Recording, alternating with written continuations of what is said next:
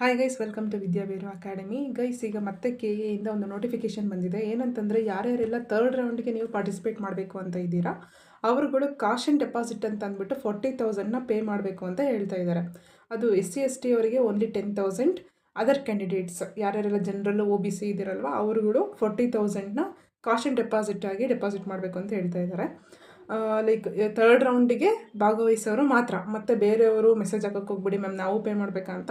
ಯಾರ್ಯಾರು third ರೌಂಡಿಗೆ participate ಮಾಡಬೇಕು ಅಂತ ಇಷ್ಟಪಡ್ತಿದ್ರೆ ಅವ್ರು ಮಾತ್ರ. ಓಕೆ, ಯಾರ್ಯಾರು ಪೇ ಮಾಡೋದಕ್ಕೆ ಆಗೋದಿಲ್ಲ ಅವರು ಥರ್ಡ್ ರೌಂಡಿಗೆ ಮೀನ್ಸ್ ಆಪ್ಷನ್ ಎಂಟ್ರಿ ಮಾಡೋದಕ್ಕೆ ನೀವು ಏನು ಪರ್ಮಿಷನ್ ಇರೋದಿಲ್ಲ ನಿಮಗೆ ಆಪ್ಷನ್ ಎಂಟ್ರಿ ಮಾಡೋದಕ್ಕೆ. Okay, then next in case third ರೌಂಡಲ್ಲಿ ನಿಮಗೆ ಕಾಲೇಜ್ ಅಲಾಟ್ ಆಯ್ತಪ್ಪ ಅಂತಂದರೆ, ನಿಮ್ಮ ಕಾಲೇಜ್ ಫೀಸ್ ಏನಿರುತ್ತಲ್ಲ ಅದರಲ್ಲಿ ಈ 40,000 ಅಂತ ಆಲ್ರೆಡಿ ಏನು ಡಿಪಾಸಿಟ್ ಇಟ್ಟಿರ್ತೀರ ಅದನ್ನು ಲೆಸ್ ಮಾಡಿ ರಿಮೈನಿಂಗ್ ಅಮೌಂಟ್ನ ಅವ್ರು ಕಟ್ಟಿಸ್ಕೋತಾರೆ. ಓಕೆ, ಈಗ ಫಾರ್ ಎಕ್ಸಾಂಪಲ್ 1 lakh ಇತ್ತಪ್ಪ ಅಂತಂದರೆ, ಈಗ 40,000 ನೀವು ಏನು ಕಾಶನ್ ಡೆಪಾಸಿಟ್ ಅಂತ ಇಡ್ತಾ ಇದ್ದೀರಾ, ಆ 40,000ನ ಲೆಸ್ ಮಾಡಿ ಇನ್ನು ರಿಮೈನಿಂಗ್ 60,000ನ ಮಾತ್ರ ನಿಮ್ಮ ಹತ್ರ ಕಟ್ಟಿಸ್ಕೋತಾರೆ. ಎಕ್ಸಾಂಪಲ್ ಹೇಳ್ತಾ ಇರೋದು, ಇದು ಯಾವುದೇ ಥರ ಎಕ್ಸಾಕ್ಟ್ ಕಾಲೇಜ್ ಫೀಸ್ ಅಂತ ಹೇಳ್ತಾ ಇಲ್ಲ.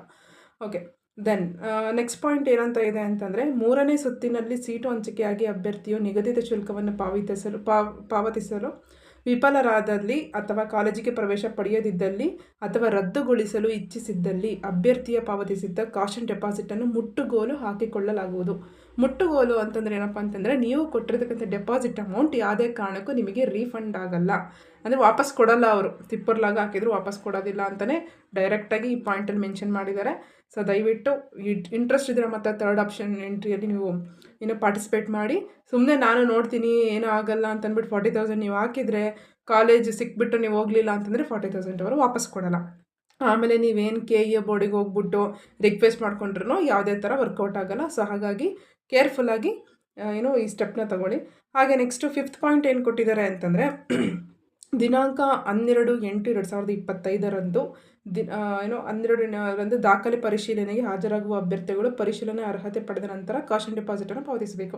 ಅಂದರೆ ಯಾರ್ಯಾರೆಲ್ಲ ಅಲ್ಲಿ ವೆರಿಫಿಕೇಷನ್ಗೆ ಹೋದಾಗ ನಿಮಗೆಲ್ಲ ವೆರಿಫೈ ಮಾಡಿ ನಿಮಗೊಂದು ಕೋಡ್ ಕೊಡ್ತಾರೆ, ಅದು ಸಿಕ್ಕಾದ ನಂತರನೇ ನೀವು ಕಾಶನ್ ಡೆಪಾಸಿಟ್ ಅಂತ ಪೇ ಮಾಡಬೇಕು ಅಂತ ಹೇಳ್ತಾ ಇದ್ದಾರೆ.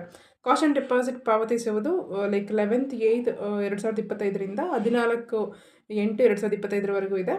ಓಕೆನಾ, ಇಷ್ಟು ಡೀಟೇಲ್ಸ್ಗಳಿದೆ. ಈ PDF ಬೇಕು ಅಂತಂದರೆ ನಮ್ಮ ಗ್ರೂಪಲ್ಲಿ ಹಾಕಿರ್ತೀವಿ, DCET 2025 ವಿದ್ಯಾವೀರು ಅಕಾಡೆಮಿ ಗ್ರೂಪಲ್ಲಿ. ಓಕೆನಾ, all the very best. Thank you.